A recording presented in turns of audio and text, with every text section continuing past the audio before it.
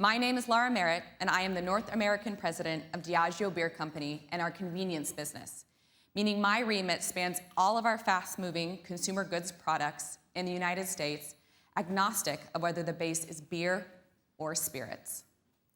I joined Diageo 2 years ago after a career primarily in food CPG on brands like Kind Snacks and Kettle Brand potato chips. These roles were the perfect precursor to this job because if you take out kegs, 95% of my business runs through retail, and I have strong relationships across the major US retailers. Just like you're not allowed to have favorite children, I'm not allowed to have favorite brands. But if I did, it would be Guinness. This is an extremely exciting moment for Guinness in the United States. You see it on social media, and you see it in the streets. While Guinness is certainly a global icon, in the United States, we're a smaller player with significant runway for growth in a very large beer category. I am so proud to be able to represent what we've done to get here and share where we're going. Today, like my peers, I will take you through our market landscape, what's driven our success in a highly competitive beer market, and what we're doing today to accelerate our growth in the future. The US is a vastly different market than those we've discussed so far today. It's much bigger and much more diverse. Remember, Texas is larger than Spain, and Florida is larger than Portugal, and our country encompasses as much diversity. We have nearly 100 million LPA beer drinkers in the United States, who in 2023 spent $68 billion on beer. That's well over 3 times the size of the GB market. Consumer behavior is also very different, with considerably more consumption happening at home and on the go than in the on-trade when compared to most European markets. While the on-trade is a critical channel, Americans are more likely to consume beer at sporting events, at home, at the beach, or during backyard barbecues. Domestic and Mexican lagers dominate the highest share positions in the US, but there is a very long tail of brands which primarily consist of craft beers. In recent years, the industry has consolidated, with many of those craft brands either closing or being bought by the larger players. A full 81% of beer share is now owned by the 5 largest brewers. While beer was the original conveniently canned and bottled beverage, market competition has heated up dramatically, with the popularity of other convenient offerings across the ready-to-drink space. There is significant overlap between beer and ready-to-drink, particularly in the evening relax and wind down occasion. The strength of ready-to-drink in the US has contributed to the slight decline of beer share of TBA over the last 5 years. Despite this tough economic environment, Guinness is thriving. Another key nuance of the US market is the distributor landscape. Since Prohibition, the United States has been a 3-tier system, which I'm sure most of you know well. We distribute Guinness through a fragmented market of many small to large-sized distributors across the US, which is completely separate from our spirits network. In the US, each of our 50 states is subject to its own unique distribution laws, and it often varies at the county level within a state. Interestingly, while distributors have either traditionally focused on malt or spirits, the growth of ready-to-drink is driving a convergence, with traditional beer distributors moving to play in spirits and vice versa. We have hundreds of distributors, and our relationships and partnerships with them are crucial. Each distributor manages many suppliers, brands, and SKUs, so winning an outsized amount of attention from our distributors is key to our success. We partner with these distributors to execute our plans to grow our expanding portfolio of malt-based brands through field sales teams and third-party merchandisers and ambassadors. Not only are our distributors excited about Guinness's outperformance compared to the rest of the market in recent years, we are one of the few bright spots in their portfolios. Despite being a smaller fish in a vast pond and the headwinds facing beer, Guinness continues to accelerate in the US. and the team has a lot to be proud of. Guinness has outperformed the US beer category with an almost 4% organic net sales CAGR between fiscal 19 and fiscal 24. This growth came both from kegs in the on-trade and through our full product lineup in the off-trade, including Guinness Draught in a can and Guinness Zero. In this highly competitive beer market, we've gained share, which has accelerated over the last 12 months to plus 14 bips. Similar to Ireland and GB, we've seen our strongest growth rates in the on-trade. Guinness is the fastest growing major beer brand in the on-trade in the last 12 weeks and the #1 draft beer in major metropolitan areas like Boston and New York. And we've also gained share in the off-trade in 48 of the last 52 weeks through April, according to Nielsen, as consumers enjoy us with meals, at sporting events, and on the beach. In particular, Guinness Zero has been a significant contributor to our success. Though we are the 9th largest non-alc beer overall, we're the 3rd fastest growing in the on-trade. So let's dive into what's been driving the US success. What looks like a great moment is really great momentum, which we've been deliberately and methodically building. Today, I want to focus on 3 drivers of our success. The first is through world-class brand building. We actively created a space for Guinness and culture to attract younger, more diverse consumers and more health-conscious consumers, both through our own communication and through partnerships. We successfully launched integrated programs that marry partnerships with culture-driving content that has attracted new and diverse consumers. While I'm proud we are welcoming more diverse and younger consumers to our brand, it is also as important to highlight that we've maintained our commitment to consumers who've been with us for decades. Even as we extend the umbrella to welcome new consumers to the brand, we never take our core consumer for granted. Our culture-driving campaigns are complemented by conversion-driving tools in-store and in the on-trade. The US, more than other markets you've heard from today, spent years limited to Irish pubs and St. Patrick's Day. But we've actively expanded the brand into new occasions and channels. This includes year-round messaging and focused expansion into casual dining, restaurants, and convenience stores. And it is working. We've had big distribution wins in large restaurant chains like Yard House and in convenience stores like Casey's, where we just won Supplier of the Year for outstanding performance and partnership. It is more important than ever to be present in these channels where consumers are dining and shopping, especially with the huge growth in ready-to-drink offerings. Finally, we've grown through innovation, including Guinness Zero and LTO packs, which have broadened appeal, driven display, and contributed to our ability to access new channels. Over the next few minutes, we'll dive deeper into each of these pillars. Dating back to the days of Gilroy, the iconic nature of Guinness has given it an outsized place in US culture, and today is no different. Despite being 20th in market share, Guinness was the #3 most searched for beer in digital tracking data, behind 2 of our larger beer competitors' main brands. We've continued to seed the brand in popular culture through partnerships in fashion, which Grania mentioned earlier, including brands like J.W. Anderson, Lucky Brand, and Abercrombie. These partnerships have allowed the brand to grow penetration with younger and more diverse consumer cohorts, with penetration growing across Gen Z, millennials, Hispanics, and women. Guinness is a brand Americans are proud to wear. Even famous musician Olivia Rodrigo wore a homemade Guinness tank top during her recent tour.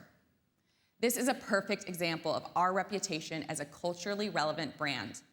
And as we further penetrate culture, consumers are increasingly aware of our credentials as a lighter and lower calorie beer. We're especially popular with health-conscious, in-the-know consumers who are increasingly mindful of moderation. Americans spend more than any other country in the world on physical activity, and often Guinness is the beer of choice for fitness-minded consumers. Famously, at 125 calories, a serving of Guinness Draught has almost as few calories as most light lager beers.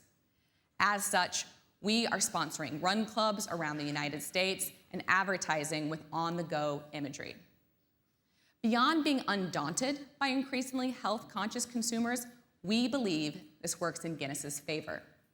We are proud to communicate our liquid credentials, including the low calories contained in both Guinness Zero and Guinness Draught relative to other beer options in the market. We see a lot of potential growth coming from these important consumer segments. As mentioned, the United States was even more tied to St. Patrick's Day than other markets, but we have had tremendous success liberating the brand and expanding into new occasions across the entire year. Certainly, St. Patrick's Day remains a cornerstone event. We continue to dye the river green in Chicago. We are present in parades all over the country, and we annually ring in the closing bell at the New York Stock Exchange. But of course, every day is a lovely day for a Guinness. Every season, rain or shine, while watching a football game or at the beach. Sports occasions are critical for Guinness. We did a tailgate tour celebrating in-stadium lots at sporting events across the country this past fall, visiting NFL and college tailgates in 12 cities. Our focus in the next fiscal year will be around soccer, which currently tallies 80 million fans in the US, where it is the fastest growing sport among Gen Z. The US will also be leveraging our Premier League sponsorship with custom content and experiences. With this approach, we've been able to sustain 28 consecutive weeks of share growth after St. Patrick's Day in 2024, increasing share every week over the summer between Labor Day and Memorial Day. And with increased programming and support around the holidays, including our tiny pub activations and partnership with Levain Cookies, we were able to grow total brand volume over 23% last year, including 32% in the on-trade. We're also expanding to new occasions and making Guinness more accessible through increased distribution in both the on-trade and off-trade. In the on-trade, we're expanding strategically beyond Irish pubs to other food occasions, including casual dining and sports bars. We're even highlighting this in our advertising. In our recent Jason Momoa commercial, for example, we highlighted Guinness in the on-trade, but outside the pub at a Japanese restaurant. And when it comes to Premier League partnership, we're working with sports bars to attract soccer-loving consumers, creating engaging programs that attract both soccer fanatics and casual fans to watch the games in the on-trade. This strategy has been successful, as we've grown 14% in restaurants and 8% in sports bars so far this year. And we just recently secured a new national distribution agreement with Buffalo Wild Wings, which will bring Guinness to an additional 1,300 locations over the next year. In part due to this strategy, Guinness kegs, which are the largest Guinness variant on a volume basis and make up over a quarter of our NSV, saw shipment NSV nearly double since fiscal 2021. Our ability to expand has been successful in the off-trade, including with 4-packs and 8-packs draft in a can offering. This spring, we will see our largest ever spring reset in retail, with over 5,100 new points of distribution. This represents a 5% increase in our number of Guinness Draught in cans off-premise accounts sold, including nearly doubling our presence in convenience stores. And we've made further strides in the off-trade through fit-for-channel packs for the club channel with customers like Costco and BJ's. In the US, we launched Guinness Zero in February 2022, a bit later than in Europe due to supply ramping up. Since then, it's become one of the fastest growing variants in the portfolio, addressing consumers' desire to moderate. Gen Z and millennials are particularly excited about Guinness Zero. Last fiscal year, Guinness Zero's growth accounted for 50% of the brand's total growth in the US. And it's a largely incremental proposition, with only 2% of overlap between Guinness consumers and Guinness Draught in a can consumers. It increases our penetration and recruitment. In addition to new variants like Guinness Zero, we're also innovating through packs, including culturally relevant LTO packs like holiday and sports, and fit-for-channel multi-packs such as the Guinness Zero 8-pack and the Irish Heritage Pack. I mentioned earlier how these packs are driving an impact in club stores, which are highly incremental given the lack of shopper overlap in other channels. We have come a long way and have the foundation, momentum, and plans to drive significantly more growth in the US market. A cornerstone of those plans is our new Lovely Day for a Guinness campaign, which plays with the success of the classic Lovely Day tagline, but with a uniquely American perspective. Our campaign touches all 50 states and gives Lovely Day for a Guinness a new meaning for the next generation of LPA drinkers. It shares 50 beautiful, real Guinness stories of communion, from Chicago plumbers to Michigan ice fishermen, and from a brass band in Louisiana to roller skating dads of Pennsylvania. These beautiful, true stories capture the best of both the American spirit and the communion that Guinness inspires. Early feedback on the ad has been positive, with market testing showing that it has resonated the most strongly with LPA plus younger beer drinkers, our target audience for expansion. 1/3 of these consumers expressed intent to purchase Guinness after viewing the ad. I'd love to share with you our anthem piece, which captures imagery from many of the individual stories we'll be highlighting throughout the campaign. I hope you enjoyed it. We are very proud of that ad and anticipate it will meaningfully build brand equity and drive household penetration. And the campaign is just the foundation of our plans to capture further growth. In addition to Lovely Day content on social, digital, and streaming TV, we will have an LTO pack distributed nationally, inspired by the original Gilroy art and designed by Sebastian Curie from Los Angeles. And our summer programming includes a culture-leading partnership with Van Leeuwen Ice Cream, experiential marketing and sampling events from Memorial Day to Labor Day. We will also have a prominent football footprint during the Premier League Summer Series, which are a series of exhibition matches played in Chicago, Atlanta, and New York at the end of July. We will continue to focus on growing Guinness Zero. Even with a strong growth trajectory, the brand is only 5% of total NSV for Guinness, so our growth opportunity is significant.